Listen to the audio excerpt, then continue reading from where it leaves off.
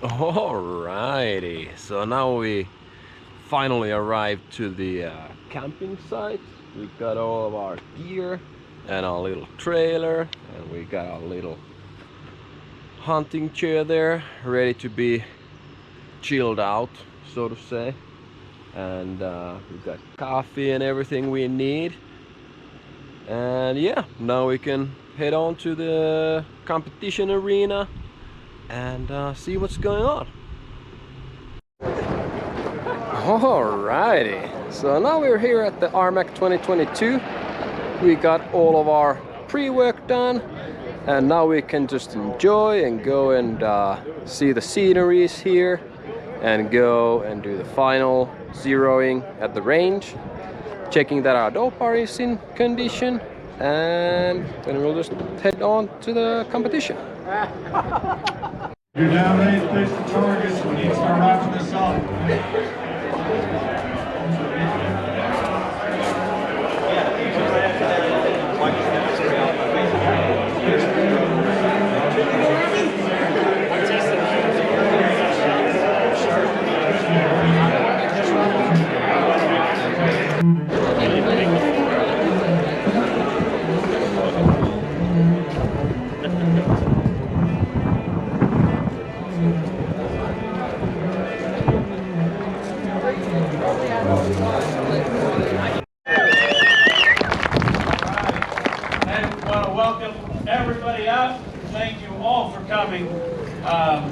We know you guys we've got people who travel from all over the world, all over the country here, and we can't thank you enough for all your support.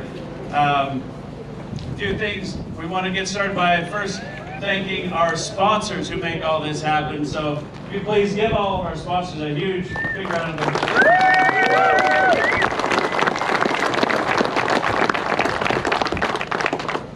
All right, so as always, what we want to see from this whole event is lots of smiles, lots of fun. The camaraderie already has been fantastic. Yesterday was really special, just seeing everybody come in. We finally get to have everybody from around the world instead of half the people here, half the people there. So it's a big deal this year, and we're just super happy to have everybody here. So.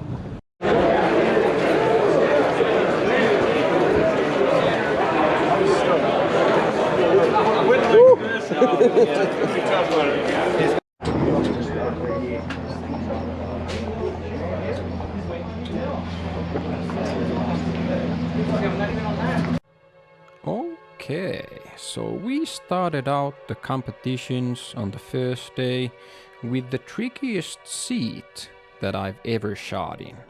So I had the bench number 40 where I was shooting on the first day, and it was just next to the berm, and pretty fast I realized how tricky that seat is actually to shoot in. And I started out the first day's card with 3 shots, and I missed 2 of them. And that really gave the indication that the wind is really swirling on the 100-yard range just before the target, and oh my, the pellets really did some wild things. So then I just had to calm myself a little bit, wait for the better wind, and finished up the target pretty well, like all the rest of the shots. Pretty okay. I only missed 1 of the targets, so in total I missed 3 of the 25 targets, and I had a lot of good experience coming from this shoot, because now I understand also that if you're having elevation changes, it's not necessarily about the wind always, it's also about how you hold the PCP. So if you're putting some directional forces on the chassis when you're shooting, it will actually change the elevation on the pellet.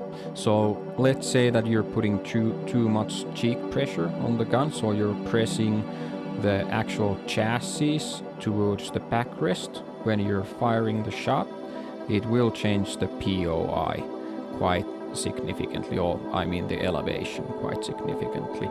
And as you can see on this picture, there was about 5 shots that had a pretty significant elevation change, including the few that I missed. But maybe it was just a swirly wind, hopefully. But that's one thing that really helped out on the second day. So let's actually hop in to the second day and see what we got there. 5, relay number 5. Shooters, please report to the back of your bench.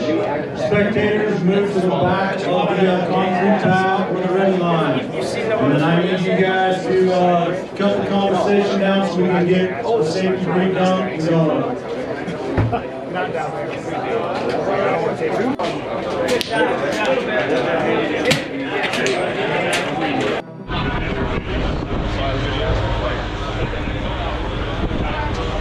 Ooh, yeah. It was ripping today. It was ripping yesterday also, but today especially bad. Or challenging, whichever way you want to look at it. The windage adjustment was at first around 3.5 mils. And it deviated all the way from 1 mil to 3.5, so you really needed to be patient. And I really shot the last 15 targets within the last 5 minutes. There was a little bit of a mishap, some targets blew over and they had to call the range code to go and like assess them, put them back into their positions. And yeah, pretty exciting. Let's go and have a look what we shot today. I had the number 30 target and it was relatively okay. I'll have to take a picture. In these conditions, I mean, it was relatively okay, but yeah, let's hop back to the office. As you saw on the video, the wind conditions were pretty wild on the second day. The wind was gusting all the way up to 45 miles an hour, and normal holdovers were from 1 mil to 3.5 mils on a constant wind, but it was pretty, you know, unbearable on the gusts.